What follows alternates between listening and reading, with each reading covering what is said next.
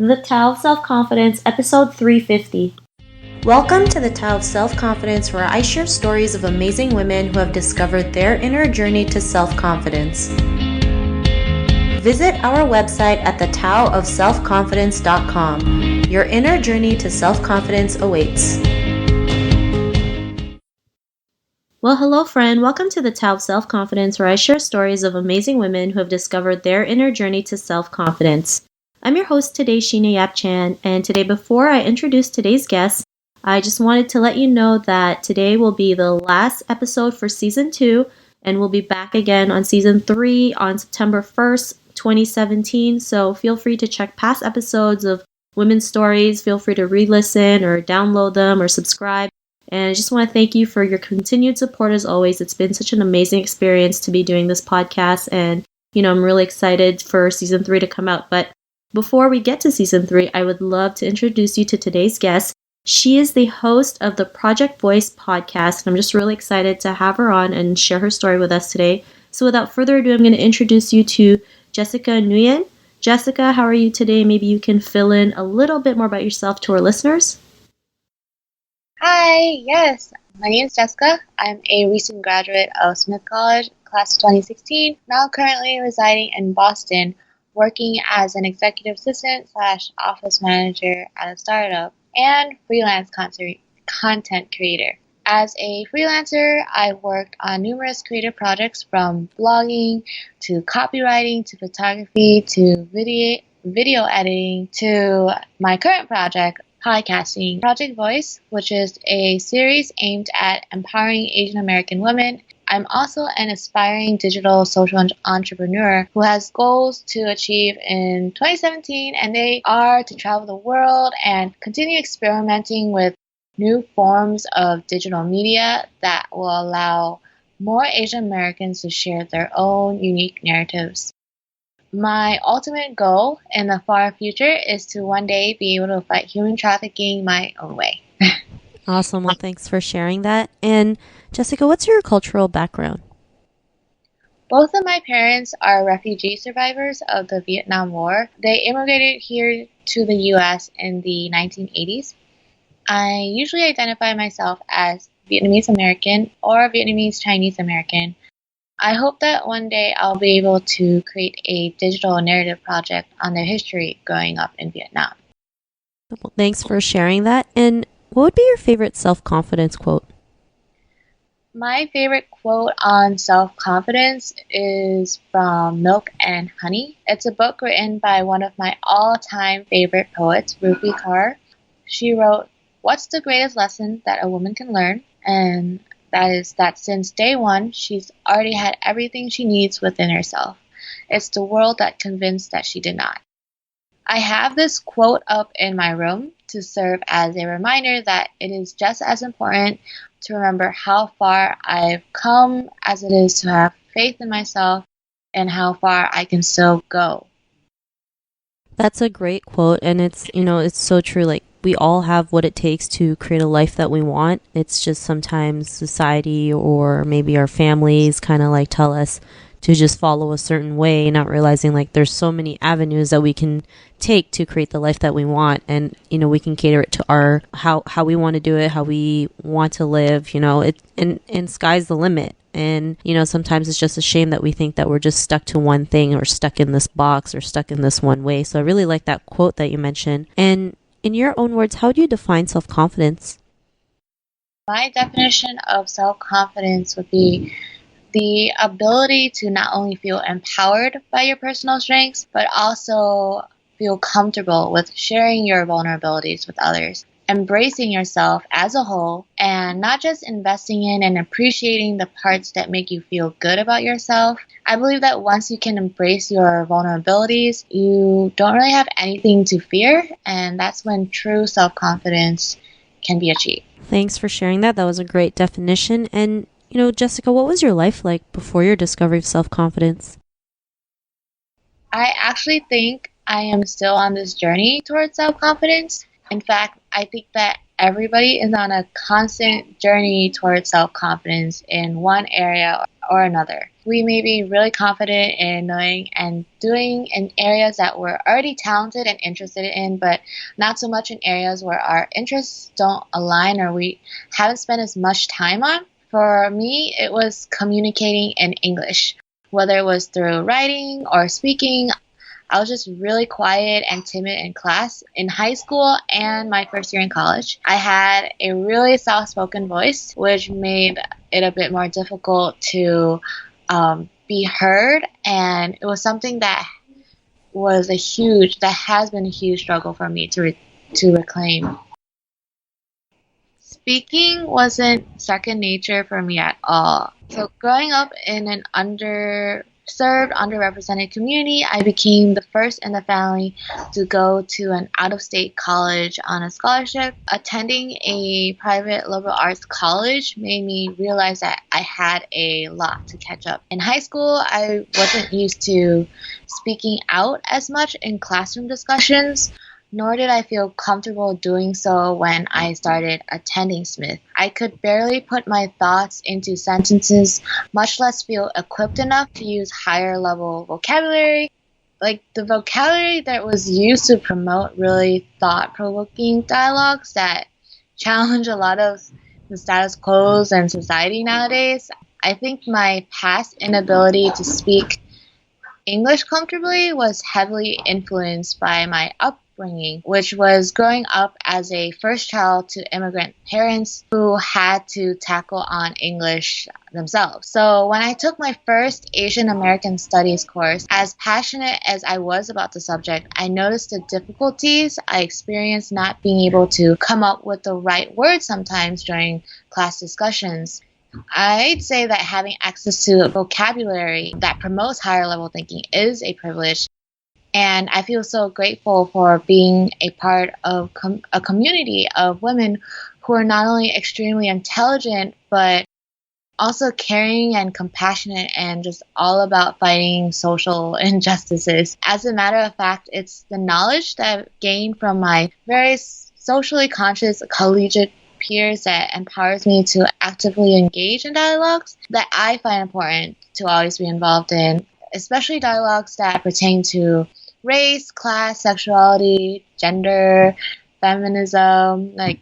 Just Smith women have really taught me to stand my ground and share my voice for others who couldn't. Thanks for sharing that, Jessica. And, when I first came to Canada, I also had struggle with speaking English, and it was like I had to take ESL classes, and when we aren't too confident in speaking a different language, we do tend to like quiet down and feel like maybe if we say something we might feel stupid or whatever, right? But it happens, and I'm glad you're able to get out of that. And what was that point in your life when you realized you were more than enough, you weren't as timid, you had the confidence to go out and do the things that you wanted? So I overcame my struggle so English has been a huge struggle for me, really, even now sometimes. But my relationship with the language has definitely been better than years ago, than when I was like back in high school or college. So I overcame my struggle with writing more quickly than speaking because at least writing gave me the time to gather and organize my thoughts before hitting that publish button. Writing became my medium to share my voice. I blogged often and even wrote articles for a town newsletter I founded. This underground newsletter of mine really spearheaded my passion in making a difference on marginalized communities, because after seeing how one article of mine led to the passing of a $100,000 lighting project proposal, trumping the corrupted trustee board in my town at that time, I knew that I wouldn't stop there. I couldn't stop there. So what's so great about freelance content creation projects that I work on, is that they allow me to provide a platform for others with visions that align to mine to share their voices, or for those who are in too disadvantaged of a position to have a voice. So even if I can't share as much knowledge on a particular subject as I like, I'm at least supporting someone who can. However, these projects don't offer that many opportunities for me to personally share my voice because I'm the one creating content for somebody else. To lead a project about a subject that I want to share a lot of my voice of me, aka Asian American studies, Asian American women's issues, means that I have to force myself even further out of my comfort zone. So I knew what I was getting myself into when I started Project Voice, just realizing that I will have to speak. I will have to speak up and speak out in order to be heard and in order to really achieve the impact that I want to make. Thanks for sharing that. And sometimes just writing things down can really give you a lot of clarity, kind of like just dumping all your thoughts on a piece of paper. There's just something magical about it, and it's a great exercise to do. And it's great that you were able to create content that can make a difference, create content for others, and then force you to create the Project Voice. And because of that, what's your life been like now? So the reason why I founded Project Voice was that I wanted to contribute to a community that I'm a part of and care about. I've met so many awesome and inspiring Asian American women in my life that I just felt this strong need to share their narratives as well as mine. It's been several months since I founded the podcast, and it's been such a gratifying feeling to know that there are people out there who want to listen to my podcast, that there are people out there who can really relate and find comfort and solidarity through the conversations I've had on Project Voice. Honestly, that was really all I wanted. Hearing how others have responded to my podcast has given me motivation to work even harder. So in the future, I hope to continue working on Project Voice for at least one more season, and then depending on the type of growth that I'm experiencing with it, I may either continue investing in producing more audio narratives for the Project Voice podcast or challenge myself to create more visual stories that I have yet but would love to tell, which would most likely be found on a platform like YouTube. Truth be told, I would actually be pretty excited about the idea of embarking on a new chapter that would focus on videos and would still touch on a community in some way. Thanks for sharing that, Jessica. And it's great that you're doing something that you're passionate about and making a difference at the same time. For me, I love podcasting. It's a great platform. It's a great platform for me to share what I love, which is helping other women see their worth, see what they're capable of. And, everyone has their own platform to share their voice. And I think a lot of people forget that. So, thanks for sharing that. And, to the woman who's listening to your episode, she may be in her own journey of self-confidence. What would be that one tip you would give to her? Yeah, my advice would be just create as much as you can. Be confident in your ability to make a difference on the world through your own creation. Every personal, passionate project you take on is a life of its own. You never really know how much of an impact it has on others, how much happiness it can create for you and others without really trying it out. That's a great tip. Just create, right? It's just do without thinking, and you never know what could happen. So thanks for sharing that great tip, sorry. And, if our listeners wanted to check out your podcasts or get to know a little bit more about you and what you do, is there any links or social media profiles we could connect with? Oh yeah, besides my podcast, you can find my podcast on iTunes, Project Voice, of course. Also, you're welcome to follow me on Facebook, facebook.com/ProjectVoiceAAW, or Twitter at ProjectVoiceAAW. Also, I have an email, so if you would like to get in touch with me by email, you can through projectvoiceaaw@gmail.com. Awesome. Well, thanks for sharing that. And to our listeners, if you want to connect with Jessica, you can also head on over to thetaoofselfconfidence.com and search for Jessica's name. Her show notes will pop up along with everything else we talked about. And I just want to thank Jessica for taking the time to share her story with us. So thank you so much. Yeah, thank you so much, Sheena.